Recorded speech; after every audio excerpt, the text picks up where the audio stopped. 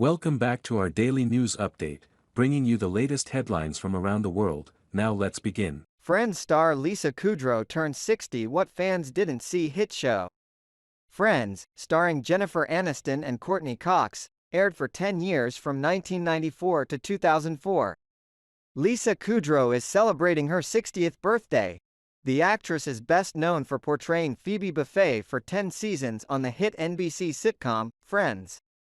She appeared on the show alongside co-stars Jennifer Aniston, Matt LeBlanc, David Schwimmer, Matthew Perry and Courteney Cox.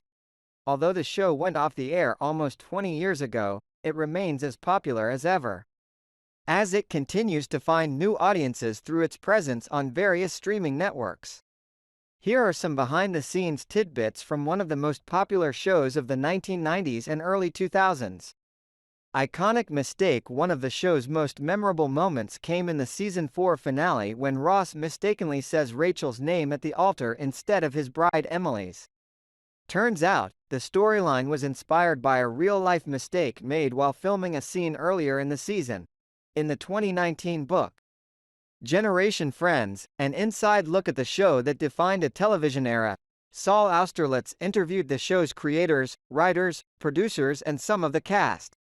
The book contained many behind-the-scenes secrets from the set, one of them being how the writers came up with the idea for the name mix-up. According to Austerlitz, the writers knew they wanted Ross and Emily to go through with the wedding, but they weren't sure how exactly the episode was going to end. When filming another scene earlier in the season, David Schwimmer, who played Ross on the show, was meant to say, "Emily, the taxi's here," but said, "Rachel, the taxi's here," instead. Austerlitz wrote it was, at this moment, when one of the producers, Greg Malins, and one of the creators, David Crane, turned to each other and decided that is how the season would end. Injured star during Max's 2021 special, Friends, The Reunion, the cast and creators of the show discussed how filming a stunt during a particular episode ended with one of the main cast members injured. The memorable Season 3 episode, the one where no one's ready, features a running bit in which Matt LeBlanc and Matthew Perry's respective characters, Joey and Chandler, are fighting over who gets to sit in a specific chair. At one point in the episode, both Chandler and Joey run towards the chair, jumping onto it while calling dibs, which is when things went south for LeBlanc. "I went just to jump over the coffee table and somehow tripped, and my legs went up in the air and my shoulder came out of the socket," LeBlanc told his castmates during the reunion. The cast later watched footage of the incident, in which LeBlanc can be seen landing on the armchair at a strange angle and walking off, very clearly in pain. According to the cast, paramedics were then called onto set and production on that specific episode was shut down. Turns out, LeBlanc had dislocated his shoulder and had to wear a sling, something which was written into the show, explained away by saying Joey fell off the bed. Ursula. Prior to landing the role of Phoebe Buffay on Friends, Lisa Kudrow played the character of Ursula on another popular NBC sitcom, Mad About You. Ursula was the rude waitress who worked at the restaurant the main characters Paul and Jamie often frequented. Since both shows took place in New York and aired on NBC, the Friends writers wrote Ursula into the show. My husband Jeffrey Clark was on Mad About You as a writer. We had to go to creators Danny Jacobson and Paul Reiser to get their permission. And amazingly, because of that relationship, they were incredibly generous and let us do it, which is nuts, creator David Crane told Entertainment Weekly in 2019. I wouldn't let anybody do that with a character on our show. Filming the scenes involved using a stand-in for Kudrow to act across, which ended up being the actress' sister. I think feeling the stress she put her sister into by being the double was more in her head at the time, so those scenes were a little bit tricky to shoot. Executive producer Kevin S. Bright explained. But it ended up being a lot of fun when you put it together. The Rachel at the end of Season 1, Jennifer Aniston debuted the Rachel, which would go on to become one of the most talked about hairstyles in the history of television. She continued to sport the haircut throughout the show's second season, but Aniston wasn't a fan of the style. Aniston has spoken out about how much she disliked the haircut on more than a few occasions. I love Chris. And he's the bane of my existence at the same time because he started that damn Rachel, which was not my best look, she told Allure in 2011. How do I say this? I think it was the ugliest haircut I've ever seen. In 2013, Aniston told Marie Claire that the Rachel was high maintenance. I got that haircut and was like, wow, this is amazing, and then I was totally left with this frizzy mop on my head, because I had no idea how to do what he did, she later said at the 2018 InStyle Awards. Equal pay in Matthew Perry's memoir, Friends, Lovers and the Big Terrible Thing. The actor spoke out about the history-making negotiation between the cast and executives.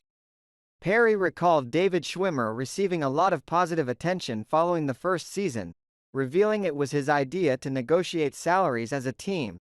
It was a decision that proved to be extremely lucrative down the line, Perry wrote. His decision served to make us take care of each other through what turned out to be a myriad of stressful network negotiations. And it gave us a tremendous amount of power. He wrote that by season 8, the entire cast was making $1 million per episode. Perry thanked Schwimmer in his book for making us stick together when he could have gone it alone and profited more than all the rest.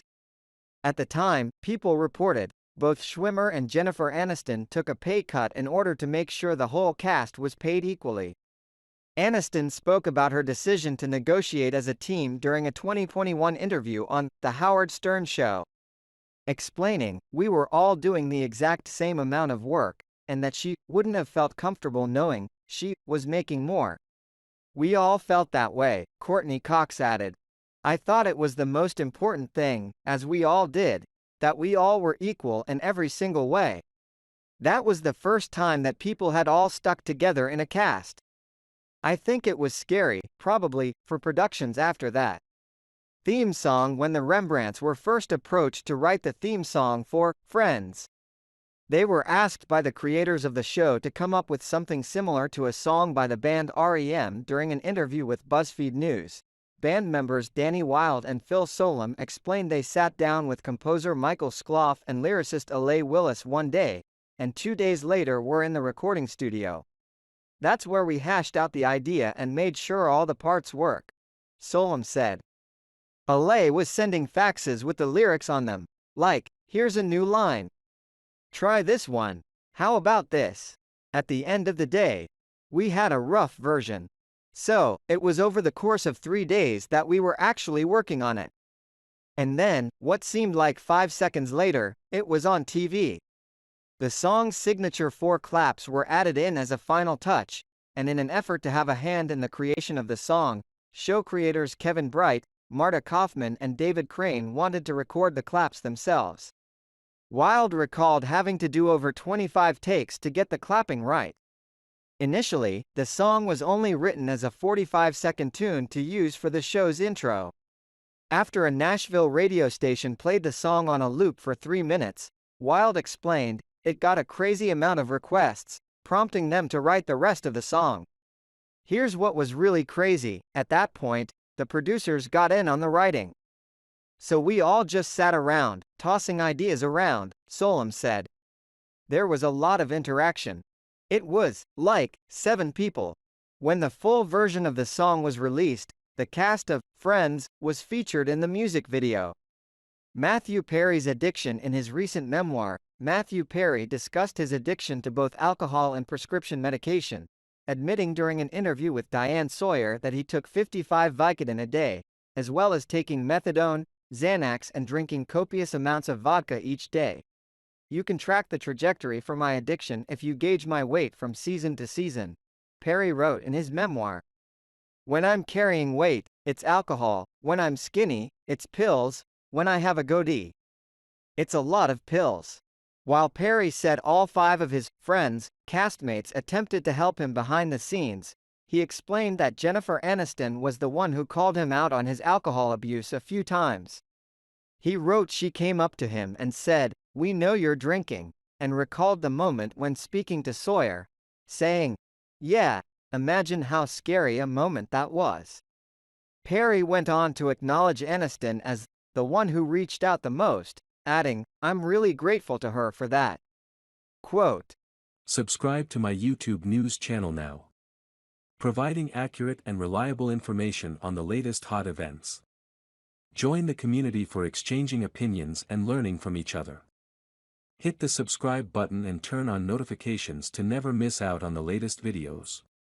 Let's explore the world of information together.